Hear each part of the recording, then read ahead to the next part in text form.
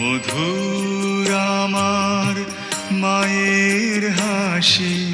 মা এত বিশাল, এত বড় স্মৃতির মানুষপটে সারাক্ষণ শুধু মা মা মা। মা দিবস ঘুরে আসে প্রতি বছরই। যারা মাকে হারিয়েছে তারা কিন্তু মাকে পায় না, মা দিবসকে পায়। মায়ের দোয়া ছিল বলেই বেঁচে আছি, থাকবো, সেবা করব। আমরা দেখেছি আমাদের অতীত পূর্বপুরুষরা, আমরা ভালোবেসে যাচ্ছি আমাদের মা বাবাকে, এবং আমি আশা করব মা বাবাকে ভালোবাসবে আগামী প্রজন্মের ভবিষ্যৎ, আগামীর বাংলাদেশের নাগরিকরা।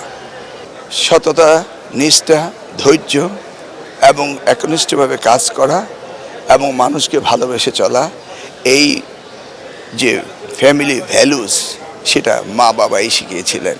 আশা করছি আগামীর ভবিষ্যৎ বাংলাদেশের মা বাবারাই হবেন সবচেয়ে বড় অভিভাবক। তারাই তাদেরকে মূল্যবোধ শিখাবেন। মাকে মনে পড়ে আমার, মাকে